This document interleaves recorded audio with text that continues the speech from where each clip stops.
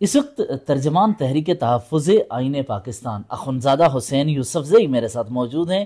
ان سے بات کریں گے. آج اڈیالہ جیل ملاقات کے لیے گئے تھے لیکن ملاقات نہیں ہونے دی گئی. یہ ملاقات کیوں نہ ہونے دی گئی، ان سے بات کرتے ہیں. یہ بتائیے کہ وکلاء تو ملاقات کر لیتے ہیں لیکن سیاسی قیادت کو ملاقات کی اجازت نہیں دی جاتی. آج بانی پی ٹی آئی نے آپ کو، اس کے علاوہ اسد کیسر کو، ایم ڈبلیو ایم سربراہ کو بلایا گیا تھا، کیوں نہیں ملنے دیا گیا؟ یہ ساری کہانی ہے کیا؟ دیکھیں، ہم تو خود یہ سمجھنے سے قاصر ہے کہ آخر ریاستی ادارے ایسا کیوں کر رہے ہیں، کیونکہ جیل انتظامیہ نے ہمیں یہ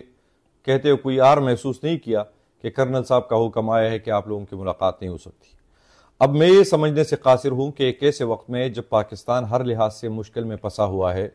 ہماری معاشی حالات ہو، ہمارے معاشرتی حالات ہو، ہمارے سیکیورٹی کے مسائل ہو جو بہت ہی زیادہ گمبھیر ہو گئے، خاص کر خیبر پختونخوا کے حالات، بارڈر سے مرہقہ حالات، افغانستان کے ساتھ مسائل، بلوچستان کے سلگتے مسائل، سندھ کا پانی کے اوپر ابھرتا ہوا مسئلہ جس سے پورا سندھ اس وقت اشتعال میں ہے. انہی مسائل کے اوپر ہم نے بات کرنی تھی عمران خان صاحب سے.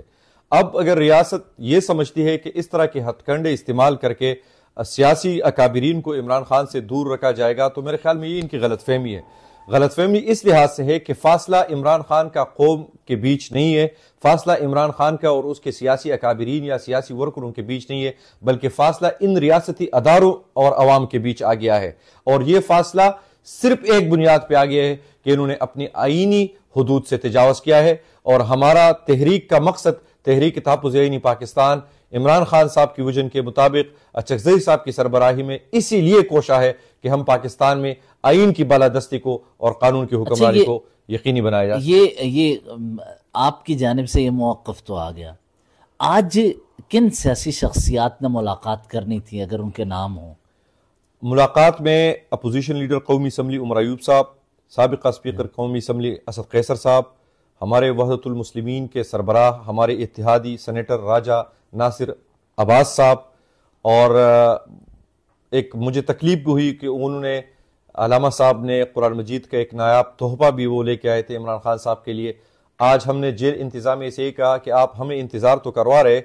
اسی اثناء میں آپ یہ ہماری تھوڑی سی التجا سن لیں کہ اس قرآن مجید کو آپ جانے دیں کہ یہ عمران خان صاحب تک پہنچ جائے. یہ ایک تحفہ آیا ہے ان کے لیے، بڑا نایاب تحفہ تھا، اور معطر قسم کا قرآن تھا. آپ اس کو کھولے تو اسے ایک خوشبو آتی ہے.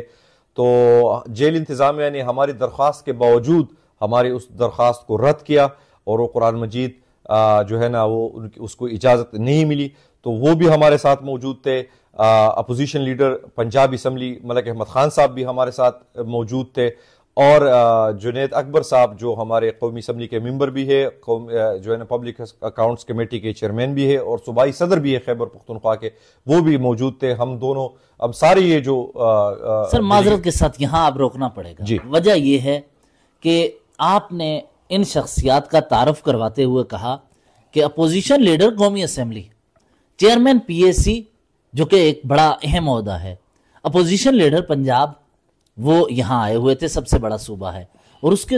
بعد آپ بے بسی سے یہ کہہ رہے ہیں کہ ہمیں روک لیا. اور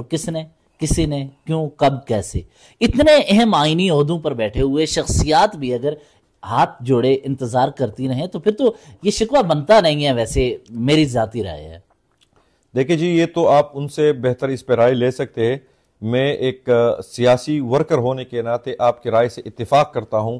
کہ یہ جو عہدے آپ نے ابھی گنوائے ہیں یہ بذات خود اتنے معتبر عہدے ہیں، اتنے آئینی عہدے ہیں، اتنے رسپیکٹفل عہدے ہیں کہ ان کا وقار ہر لحاظ میں ہر ادارے کے اوپر لازم ہے. اور یہ ہمارا آئینی حق ہے. جیل جو مینول ہے اس کے تحت ہماری یہ ملاقات ہو رہی تھی. یہ ملاقات کے نام کل ہی اپروو کر کے جیل سپرنٹینڈنٹ تک پہنچائی گئی تھی. تو میں یہ سمجھتا ہوں کہ اس حوالے سے پارٹی کے اندر ایک ڈیبیٹ ہونی چاہیے، اس پہ بات ہونی چاہیے کہ آیا اگر جو ہے نا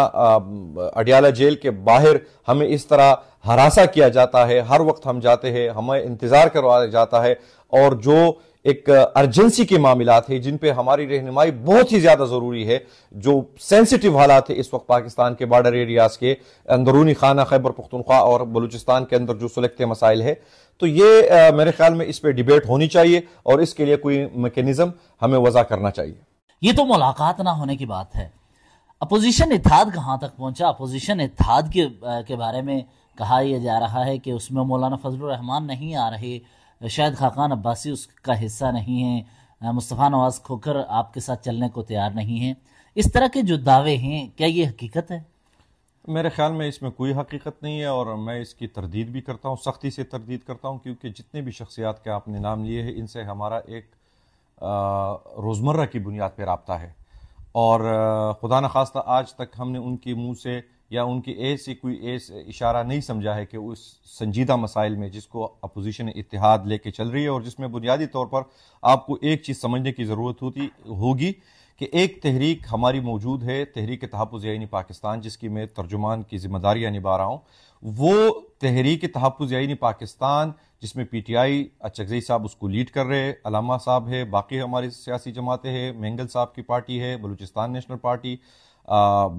سنی اتحاد کونسل ہے، وحدت المسلمین ہے، پشتونخوا ملی عوامی پارٹی ہے، تو ہم سب کی یہ کوشش ہے کہ ایک نیشنل ایجنڈا تیار کیا جائے جس پہ ہم ساری سیاسی وہ جماعتیں جو جمہور کے اوپر، آئین کی بالادستی کے اوپر اور غیر اعلانیہ مارشل لاء کے خلاف اکٹھا ہونے کا عزم بھی رکھتی ہو، حوصلہ بھی رکھتی ہو، اور یہ وزن اٹھا بھی سکتی ہو۔ تو اس سلسلے ہماری بات چیت چل رہی ہے، اس ایجنڈے پہ بھی کام ہو رہا ہے، اس کو آلموسٹ ڈرافٹ بھی کیا جا چکا ہے، اس کو ہم مختلف سیاسی جماعتوں کے ساتھ شیئر بھی کر رہے ہیں، ان کے اوپر ان کا فیڈ بیک بھی لے رہے۔ تو میں سمجھتا ہوں کہ پس پردہ ہماری بہت ساری ایکٹیویٹیز جاری ہے، اور بہت جلد ہم ایک نیشنل ایجنڈے کے اوپر قوم کے سامنے آئیں گے، ان ساری سیاسی جماعتوں کو اکٹھا کر کے دکھائیں گے، اور ہم ایک تحریک کی شکل اختیار کریں گے عید کے بعد، اور وہ تحریک پاکستان میں آئین کی سربلندی کے لیے، عوام کی حاکمیت کے لیے، اور جو سیاستدانوں نے اپنا ایک سپیس کھویا ہے اس سپیس کو دوبارہ ایکوائر کرنے کے لیے ہم اکٹھے انشاءاللہ ساتھ چلیں گے۔ اچھا، ایک لاسٹ ون ایک سوال آ رہا ہے، عمر ایوب صاحب نے تو کل گزشتہ روز ہمارے ساتھ گفتگو کرتے ہوئے واضح کیا تھا کہ مولانا فضل الرحمان نے کوئی ڈیمانڈز ان کے سامنے نہیں رکھی۔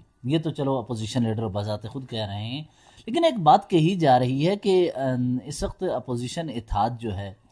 اس اتحاد کے حوالے سے اگر اسد کیسر مولانا فضل الرحمان کی جانب سے، یہ سوشل میڈیا پہ میں دیکھ رہا تھا کہ اسد کیسر جو ہیں وہ اگر چیزوں کو سائڈ پہ ہو جائیں تو آگے نہیں لے جایا جا سکتا، کیا ایسی یہ باتیں درست ہے کوئی اس طرح کی؟ نہیں، میرے خیال میں بالکل ایسی کوئی بات نہیں ہے۔ اسد قیصر صاحب ہی پی ٹی آئی کی جانب سے اس کو لیڈ کر رہے ہیں، اس کو خالد صاحب کی پوری تائید حاصل ہے، پارٹی کی پوری تائید حاصل ہے، اور بذات خود ہم ایک ٹیم ورک کی طرح کام کر رہے ہیں، اور میرے خیال میں یہ اس طرح کی خبریں تب ہمیں سننے کو ملتی ہے جب ہم بہت ہی اچھا کوئی کام کر رہے ہوتے ہیں، جب ہم اتفاق اور اتحاد کی طرف بڑھ رہے ہوتے ہیں، تو اسی وقت اس طرح کی افواہیں ہمیں سننے کو ملتی ہے۔ ایک ذکر درمیان میں ہوا کل، تو میں سن رہا تھا علی امین گنڈاپور نے بڑا یہ واضح موقف اپنایا کہ اسد کیسر کی قیادت میں یہ جو اتحاد چیزیں چل رہی ہیں اور رابطے کر رہا ہے اس پر مکمل ہمیں اعتماد ہے، اور مولانا اگر آئیں تو میں بالکل ساتھ چلنے کو تیار ہوں۔ وہ انہوں نے تو بڑا واضح دو ٹوک بیان دیا ہے، لیکن دوسری طرف علی امین اور اسد کیسر کو لے کر یہ کہا جا رہا ہے کہ کوئی رنجش ہے جس کے سبب یہ خبر سامنے آئی ہے، اس طرح کی باتیں چلائی جا رہی ہیں۔ میرے نالج میں ایسی کوئی رنجش کا ذکر نہیں ہے، میرے خیال میں ہم یکسوئی کے ساتھ آگے بڑھ رہے، اور وزیر اعلیٰ خیبر پختونخوا ان سارے معاملات میں آن بورڈ ہے۔